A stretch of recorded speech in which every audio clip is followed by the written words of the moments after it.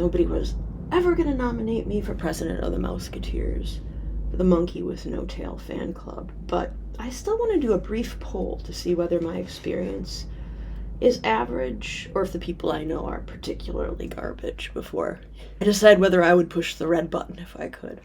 Not that I ever will be able to, but you never know. Things are getting pretty random. So, those of you who've been in a coma, particularly if it happened because someone else was particularly piggish, did your friends and acquaintances spend your offline time gossiping about you?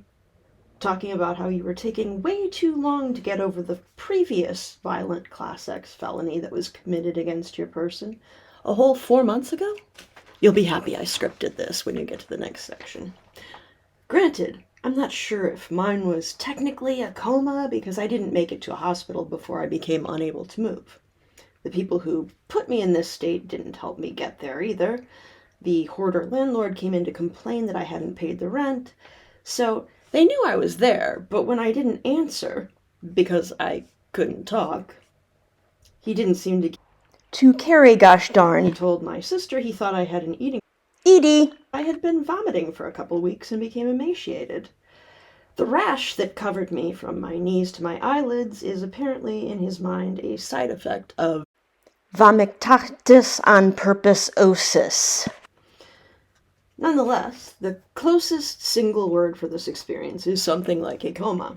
After a couple weeks without eating and a couple days without drinking, I was unable to move a muscle. I couldn't see anything except for the foul cinema of my hallucinations, but nor could I sleep. When my roommate began to scream at and beat my poor old cat, I couldn't move to save her, and I was tripping balls. I don't know if I can use that word, but I was tripping balls, which might sound like fun, but there were no party drugs involved, and even the biggest psychedelic fan on the planet would probably not enjoy dark, cruel, bleak, and horrendous hallucinatory mini-series that went on for 6 long weeks. I wasn't close to sure about reality for 8 weeks at least. The misery train had begun months before this, unless you count the years before that, and it was nowhere close to stopping, and yet, as I lay on the same filthy floor where the fleas had attacked me in the first place, composing Zen koans to make my peace with death, at least death would maybe make me stop tripping, or at least change the psychedelic scenery, people had all kinds of shit to say about how I needed to feel about the last idiot who threatened my person in a manner comically extreme. I like to exaggerate for comic effect as much as anyone, but I almost need to tone all this down to highlight the fact that I'm not actually kidding. But as little as most people merit a response, for the record, and for the few people who appreciate anything beyond illiterate pranks and subnormal pandering, it's about time I asked. So, when you were in a weird waking coma where you didn't sleep for 9 days but couldn't even move your hand to stop the Jordan Peterson videos that YouTube decided you wanted to listen to for 800 hours in a row, I can never watch the Muppets again. Did this shit happen to you too? Okay, I just tested the audio, so if you can't hear me, that means you don't know how to use your computer. I've been trying to make this video for about 6 months. I'm never able to be alone, so I'm making it like this.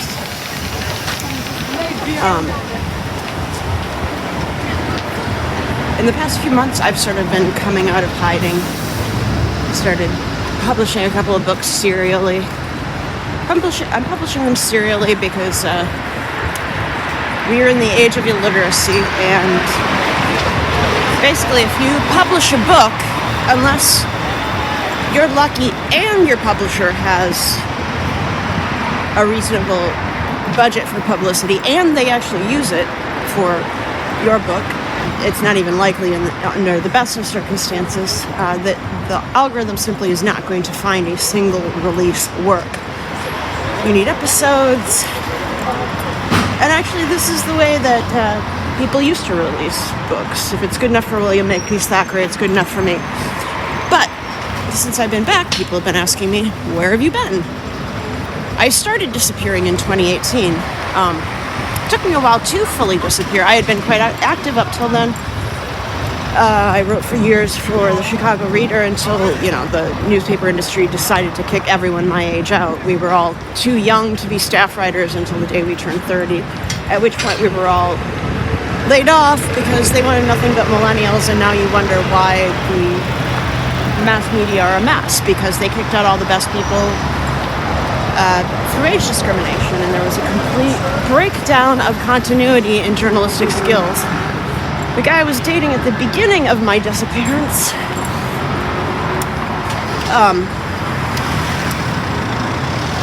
I did the right thing breaking up with him, but part of the reason he was acting so nasty was out of frustration.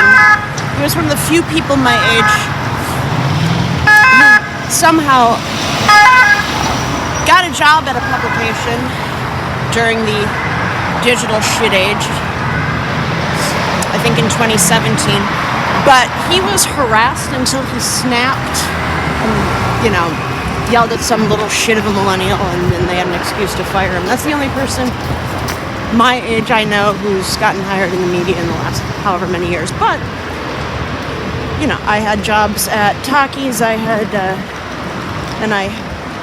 was working for, which of course, once you work for a right-wing publication, you can never work for a left-wing publication. Funny thing is, if you work for a left-wing publication, the right-wing people don't mind, because guess who are the most open-minded people? I don't pledge allegiance to either group, but one of them is decent people, and another is trying to create a uniparty system, and is trying to import voters in a scheme that is now blowing up in their faces, which amuses me greatly, or, well, it would if it weren't destroying civilization. But that is a topic for a completely different video where I will introduce the idea of the magical cracker. Stay tuned.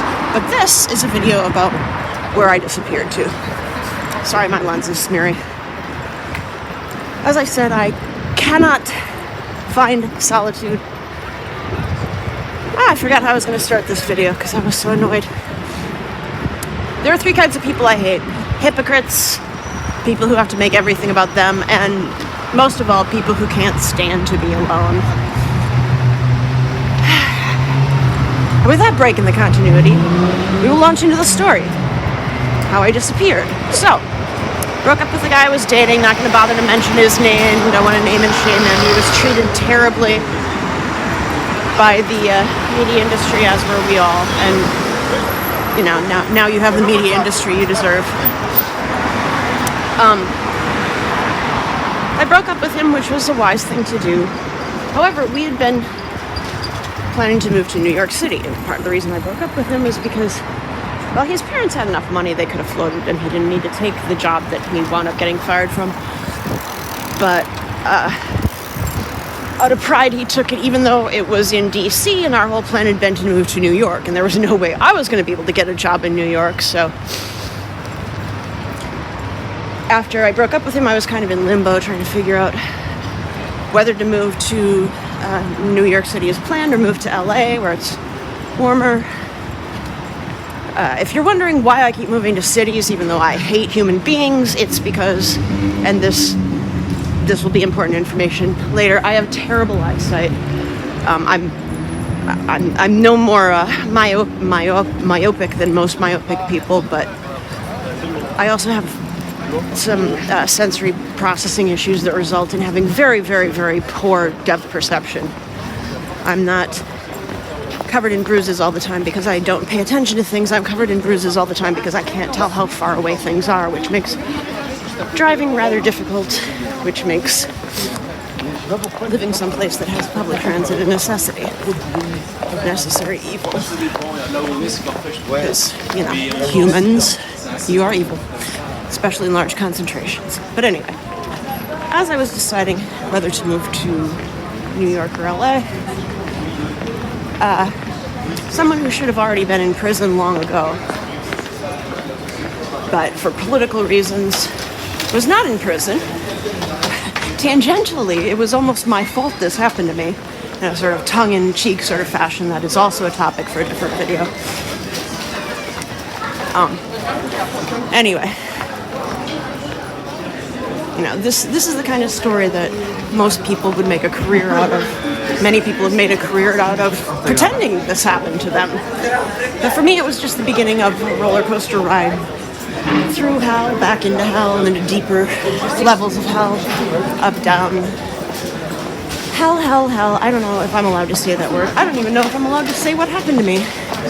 Anyway, this fellow who should have long ago been rotting away in prison crept into my apartment while I was working. I was really in the flow, too. I was at my desk, dead to the world, just flowing along. I had actually been making more money than I'd ever made before in my life at this point. I was kind of sitting pretty to move. I was making about $7,000 a month. I had a month's seven grand saved up. I was all ready to go.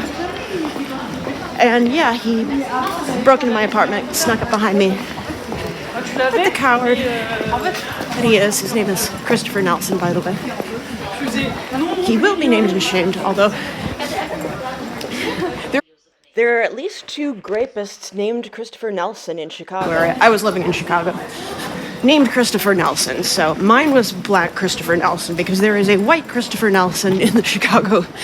There's a white Chicagoland rapist Christopher Nelson because there are so many essayists named Christopher Nelson that they have to be categorized by ethnicity.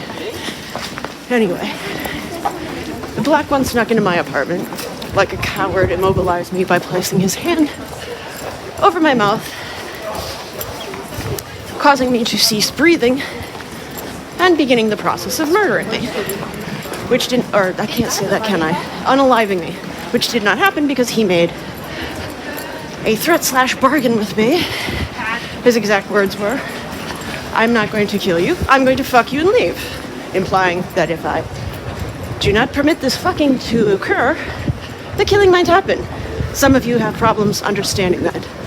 Some of you have really strange excuses for not understanding that. But you understood it when it happened. Because I was very giddy after, obviously, I was left alive. Because, you know, you don't generally trust people who break into your apartment. But he did uphold his end of the bargain. I was left alive and giddy as he slithered down the stairs. And I went to the hospital. I did what's called a rape kit, and this is where the people who make everything about themselves started slithering their way into the story.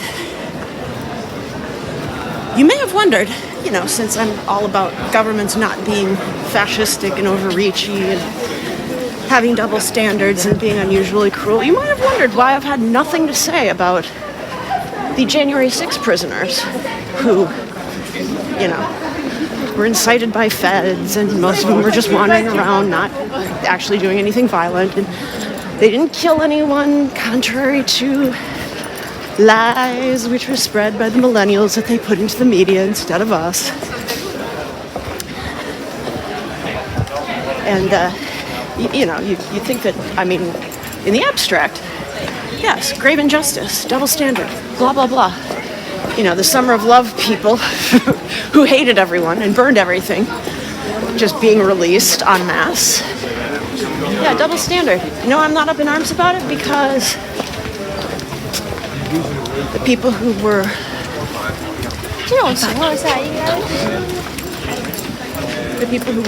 unjustly imprisoned, a large proportion of them, were the same people who jumped on this story because they had been making a lot of money online, sort of cosplaying as white nationalists. I don't know whether they actually believed anything they said.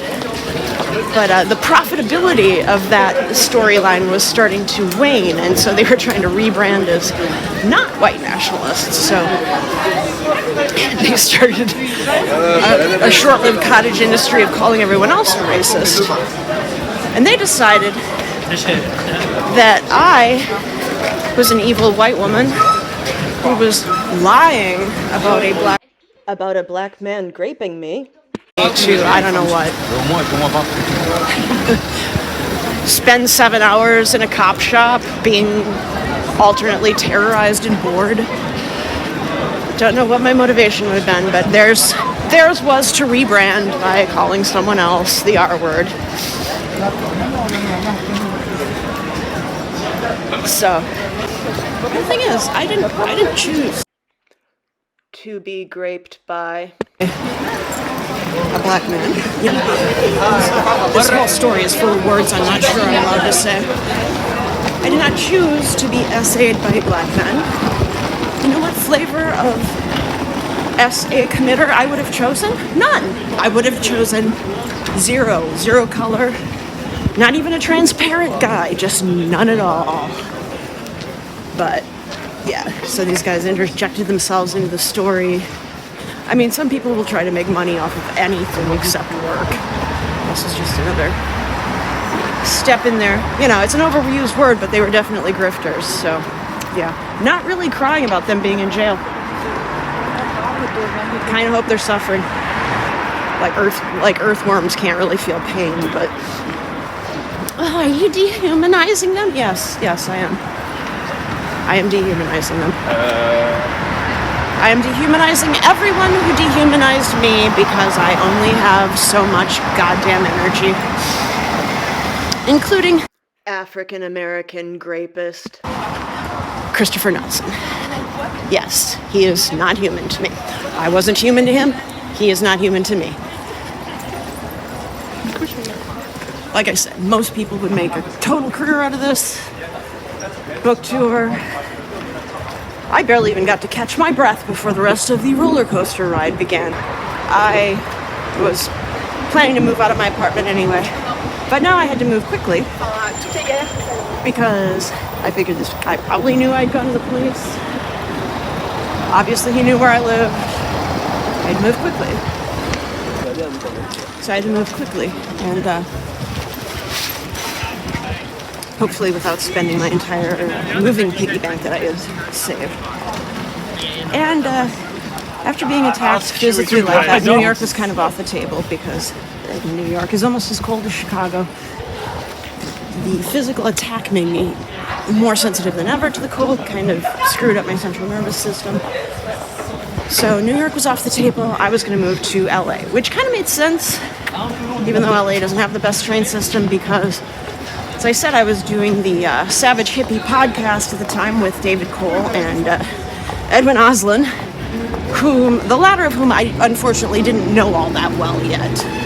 I knew he and David weren't getting along. I didn't know exactly why, because I hadn't spent a lot of time with Edwin yet. But I was about to, because the two of them proposed that a friend of David's and was, at the time, Edwin's landlord. He had some professional landlord rental properties, but he also had a sort of a guest house in his backyard. A lot of people in California have guest homes in their backyards. It's a very affluent place. And he was renting out the little guest home to Edwin, and he figured he could get more money out of it if he rented another bedroom in it to me. I didn't realize, and neither did David, that this landlord friend of his had become a hoarder and was using that sort of informal rental property to put all his hoarding stuff in so that he could be a hoarder but also have a pristine home himself. How nice. And you also get money. So we all set up this deal. I sent him all this money that I shouldn't have ever sent him. And then he told me, I need to clean it out. You know, I don't want you to get hurt and sue me, so I need to clean it out before you move in. And I'm like, well, this guy knows where I live, but okay. It dragged out. I wound up going to stay with my former coworker, the writer Jim Goad, in Georgia for a few weeks. I was still supposed to get to LA in time to go to this event that David Cole was planning. He had Ann Coulter coming. It was going to be star-studded fun. Well, I wound up having to pay to fly back and forth to that too, out of my dwindling kitty, because Edwin and the landlord still hadn't cleaned up the apartment. And I was kind of a high-maintenance guest in Georgia because, as I said, I can't drive, and Jim lives in rural Georgia. where they don't believe in sidewalks, so I had to be driven everywhere I went, which nobody likes to feel like a parasite, but these two animals had not cleaned up, and so I was kind of stuck for a while. I had to fly back and forth to LA for this event, which almost ended in bloodshed. Someday I'll be able to tell the full story of how we stopped it from ending in bloodshed. I'm kind of proud of it, but you know, the story has to come out bit by bit. But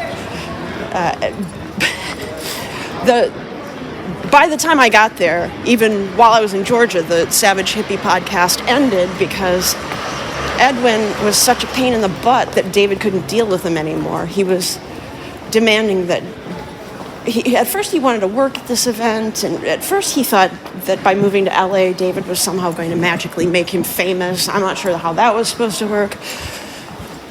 But David kind of fired him for the event, and then, because he wasn't doing anything, and I think that's how it went. Don't quote me on that. But I do know that it all came to a head when Edwin requested that David give him free booze for the event, and David was like, what?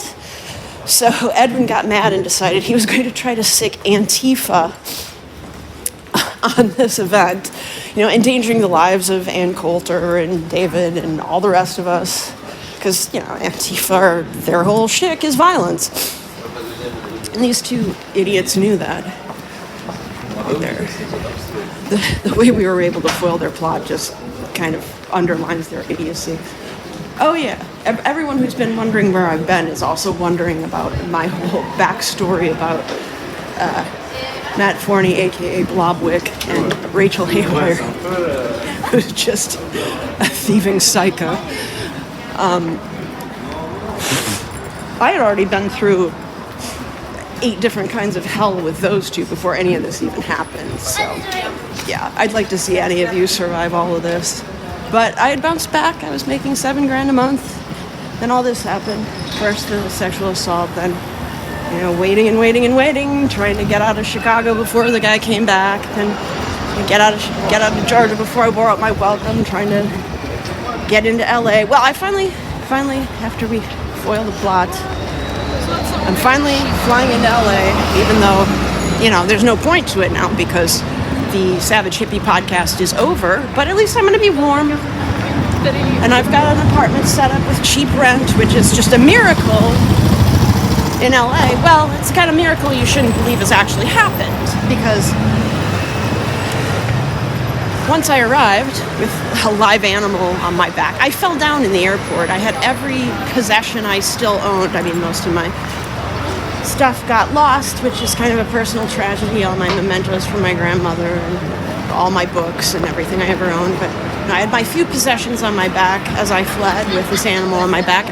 I wound up falling on my back in the airport because these two ninnies didn't feel like coming and helping me get to this apartment that I had already paid way too much for. Yeah, I said the rent was cheap. Well, when I got there, I realized it should have been far, far cheaper, because after making me wait, I can't remember how many weeks it was, 6, 8, 10, I don't know. Way too many weeks for what should have been a minor cleaning project. I get there, I guess they said they cleaned, but I have photographs, maybe I'll put them up. The house was unconscionably, hallucinatorily filthy. In fact, there was an opossum living in there. Edwin wasn't aware of this because that's how much he was drinking. And, you know, I've been a drunk in my time. I'm not one to judge, except, you know, if you almost kill me because you're drinking so much, maybe I will judge you. I will judge you then. So